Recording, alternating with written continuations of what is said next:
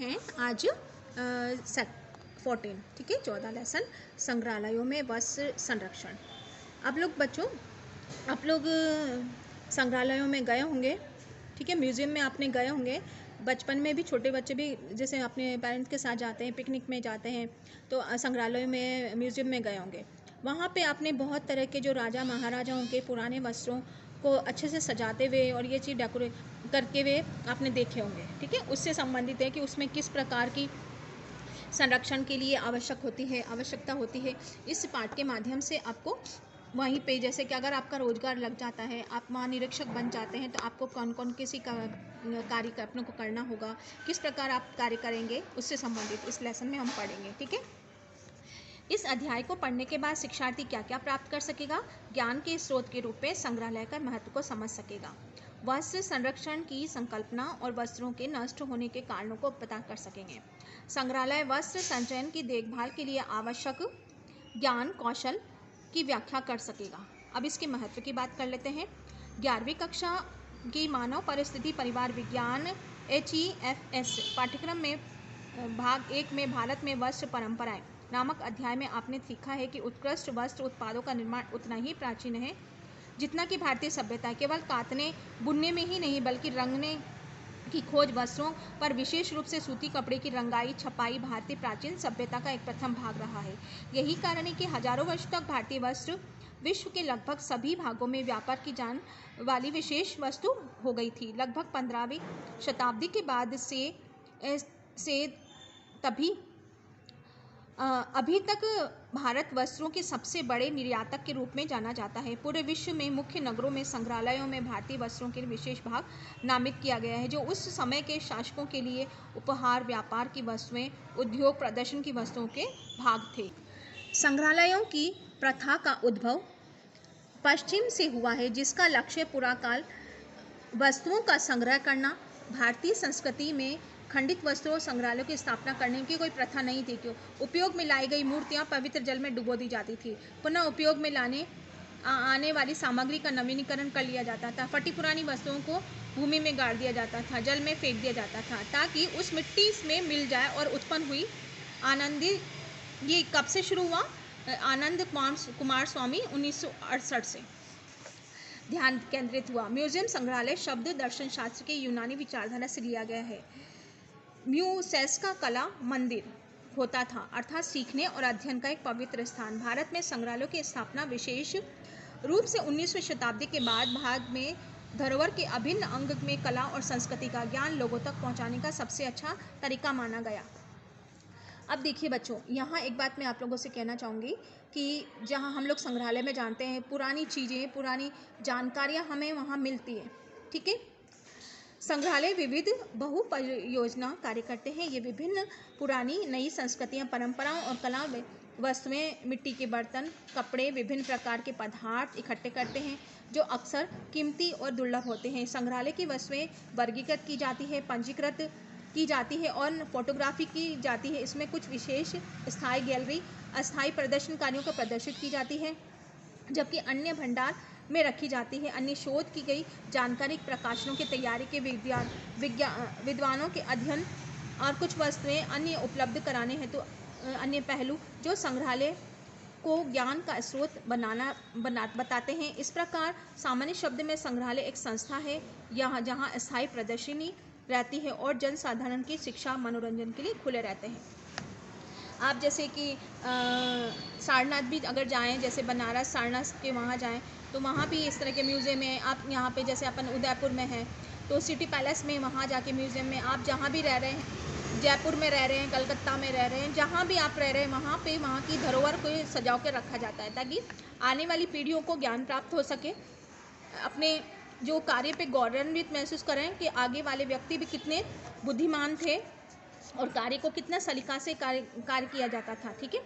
संग्रहालयों में संचयन किए गए वस्त्रों में बहुत अधिक भिन्नता होती है। यह अपनी ऐतिहासिक अभिरुचि, अपने सौंदर्य बोध और अपनी संस्कृति के महत्व के कारण मूल्यवान हो जाते हैं। अपने व्यापक आकर्षण के कारण वस्त्र, विशेष रूप से ऐतिहासिक महत्व के पहनावे, अक्सर अधिकांश संग्रहालयों में स्थायी रूप से प्रदर्शित रहते हैं, परंतु उन वस्त्रों में हमारी अधिक रुचि उससे सबसे बड़ी दुश्मनी हो सकती है उसका प्रदर्शन करना, उन्हें धोते, उन्हें पहनते, उन्हें बनावट के आनंद लेना, उन्हें महसूस करने और इस प्रकार वस्त्रों की क्षति को खतरे में डाल देते हैं। इस समझ के साथ वस्त्रों को सुरक्षित तरीके से कैसे संभालें, प्रदर्शित करें, भंडारित करें, यथासंभव ऐसे उपाय किए जाने चाहिए जिससे वस्त्रों की देखभाल, संरक्षण, सुधार व उससे प्राप्त होने वाले ऐतिहासिक, सांस्कृतिक जानकारी तथा सौंदर्यपरक आनंद की अनुभूति उपलब्धता सुनिश्चित हो सके। अब आपको क्रियाकलाप क्या करना है, अपने शहर में संग्रहालय का भ्रमण कीजिए, प्रदर्शित वस्तुओं की सूची बनाइए, वहाँ के अधिकारियों और देखभाल करने वालों से बातचीत कीजिए, वस्त्रों का सुरक्षित रखने उसकी गतिविधियों उपायों को नोट कीजिए। मूलभूत संकल्पनाएं, संग्रहालय निम्नलिखित अनेक उद्देश्यों के लिए संग्रहित की गई वस्तुएं जैसे शिक्षा, ऐतिहासिक प्रमाणों के अभिलेख, वस्तुओं के प्रकारों का प्रदर्शन, प्रदर्शनी व प्रदर्शन, संरक्षण। ऊपर दिए गए प्रत्येक उद्देश्य के लिए संग्रहालय की भलीभांति देखभाल की जानी चाहिए।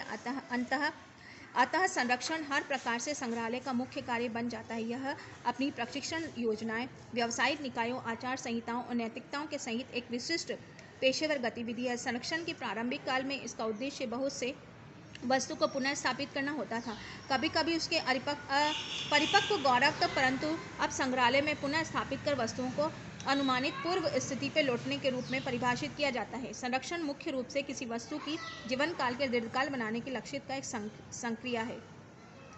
यह उनके अल्पकालीन व दीर्घकालीन प्राकृतिक आकस्मिक ह्रास को रोकने का परिणित करता है। ये दो प्रकार के होते हैं, निरोध, संरक्षण। संरक्षण संग्रहालय की नीति संग्रह की देखभाल के महत्वपूर्ण तत्व होता है। यह संग्रहालय के आवश्यक उत्तरदायित्व उसकी देखभाल अंतर्गत सभी संग्रहों, चाहे वे भंडार में हों, प्रदर्शित किए गए हों या कहीं भेजे जा रहे हों, के लिए सुरक्षित पर्याय सृजित करता है, उसे बनाए रखता है। किसी भी संग्रहालय के निर्धारित करने के लिए कब किस संग्रहित कृति के संरक्षण कार्य योग्य संरक्षणकर्ता की योग्यता, सेवाओं की आवश्यकता है। संग्रहों की नियमित रूप से सावधानी पूर्वक जांच करनी चाहिए। प्रत्येक वस्तु के लिए अनुकूल वातावरण उपलब्ध कराकर ह्रास को रोकने के लिए लक्षित हो सकता है। अंतर्राष्ट्रीय संग्रहालय परिषद ICOM के अनुसार परिरक्षण सांस्कृतिक संपदा के यथासंभव उसकी मूल स्थिति बनाए रखने के लिए उनके परिवेश पर नियंत्रण या उसकी संरचना के उपचार द्वारा उसके ह्रास, क्षति के लिए कम करने रोकने की प्रक्रिया। उपचार, सुधार, हस्तक्षेपीय संरक्षण। हस्तक्षेपीय संरक्षण का तात्पर्य है संरक्षणकर्ता की ऐसे किसी कार्य से है जिसमें संरक्षणकर्ता सांस्कृतिक सामग्री के माध्यम परस्पर संपर्क रहे। इस हस्तक्षेपीय उपचारों के अंतर्गत सफाई करना, ठीक ठाक रखना, मरम्मत करना, किसी मूल वस्तु के हिस्सों को बदलना भी शामिल होता है। अतः यह आवश्यक है कि संरक्षणकर्ता ऐसे किसी भी कार्य के साथ पूर्ण न्याय करे। उपचार के पहले, उपचार के दौरान, उपचार के बाद किए गए कार्यों का पूर्ण प्रलेखन बाद में पैदा होने वाले शंकाओं के अवसरों को समाप्त कर देता है। सरल शब्दों में इसका अर्थ है कि वस्तु में पहले से उपस्थित दोषों के उपचार हेतु कार्य करना, आगे आने वाली क्षति से बचाना, इसे अच्छी स्थिति में बनाए रखना, पुनर्स्थापित करना। वस्त्र संरक्षण वह प्रक्रिया है जिसके द्वारा वस्तुओं की देखभाल, रखरखाव किया जाता है ताकि भविष्य में होने वाली क्षति से उन्हें सुरक्षित रखा जा सके। यह अवधारणा शिल्पकृति के वृद्धि श्रृंखला को लागू होती है, जिससे कि टेपेस्ट्री, गलीचे, रजाई, झंडे, कपड़े, पर्दे, गद्दीदार फर्नीचर, गुड़िया, संबंधित वस्तुएं, पंखे, छाते, दस्ताने, टोपियां आदि जैसे वस्त्र शामिल होते हैं। जो व्यक्ति संग्रहालय में शिल्पकृतियों और वस्तुओं को सुरक्षित रखता है वह संरक्षक कहलाता है। उसकी भूमिका बचावकारी हस्तक्षेपीय विधियों द्वारा ह्रास को रोकने और उसकी दर से कम करने में होती है। अब हम बात करेंगे वस्त्र विकृति के कारण। क्या कारण होता है? संग्रहालय में रखे गए वस्त्र मुख्य रूप से प्राकृतिक रेशों से निर्मित होते हैं, क्योंकि वस्त्र कार्बनिक प्रकृति के होते हैं। विकृति के विभिन्न कारकों की प्रकृति के मानव निर्मित का उन पर प्रभाव पड़ता है। संग्रहालय में देखभाल करने वाले को यह समझना महत्वपूर्ण है कि वस्त्रों के क्षतिग्रस्त होने का कारण क्या है, उनके लक्षण कैसे पहचानें, उनके महत्वपूर्ण क्षति को कैसे रोकें। प्राकृतिक कारक क्या है? प्रकाश है, ताप है, आर्द्रता है, नाशक जीव है, पर्यावरण में है, और मानव के द्वारा सही तरीके से उपयोग नहीं लेना, उपेक्षा करना, खराब भंडार करना, दुर्घटनाएं, आग। ठीक है, शिल्पकृतियों की क्षति के कारण। ठीक है, अब हम बात करेंगे प्राकृतिक कारक की। कार्बनिक पदार्थ प्रकृति में होने के कारण वस्त्र, प्रकाश, ऊष्मा, आर्द्रता, नाशक जीवों के प्रदूषक के क्षतिग्रस्त हो सकते हैं। आइए अब जाने कि वस्त्रों के विरुद्ध कौन से कार्य करते हैं, जिससे बचाव कैसे किया जा सकता है। प्रकाश प्रकाश के द्वारा, देखिए बच्चों, प्रकाश में रंग फीका पड़ गया इसका, है ना। वस्त्रों को एक प्रकार का खतरा प्रकाश से होता है। प्रकाश ऊर्जा का रूप है जो वस्त्रों के रंग को फीका कर सकता है। वस्त्रों के रेशों का भौतिक व रासायनिक ह्रास कर सकता है। प्राकृतिक व पराबैंगनी प्रकाश दोनों ही खुले छोड़कर वस्त्रों की आयु को खतरा हो सकता है। दृश्य और पराबैंगनी दोनों प्रकार के प्रकाश वस्त्रों के क्षति के लिए उत्तरदायी होता है। प्रकाश के कारण क्षति धीरे धीरे होती है। आपने घर पर भी देखा होगा, एक पर्दों पर, जिन पर्दों पर रंग ज़्यादा धूमित पड़ जाता है, सबसे पहले फटकर अलग हो जाते हैं। रंगों को धूमित पड़ना, रंगों को परिवर्तन प्रकाश होने से क्षति के आसानी से पाए गए लक्षण है। पहले वस्तु अपना लचीलापन खोती है, फिर कमज़ोर पड़ता है, भंगुर होती है, फिर अंत में फट जाती है। टुकड़े ये अंक धूल कणों में परिवर्तित हो जाते हैं।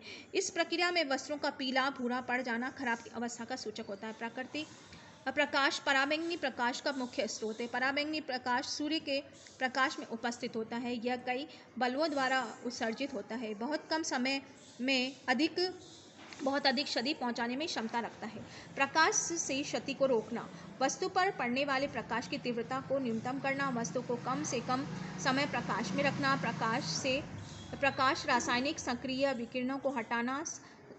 सामान्य धारणा है कि वस्त्र जैसी संवेदनशील वस्तुओं के लिए प्रदीप्त करने के लिए अधिकतम स्तर 50 लाख से अधिक नहीं होना चाहिए। अब नमी और ऊष्मा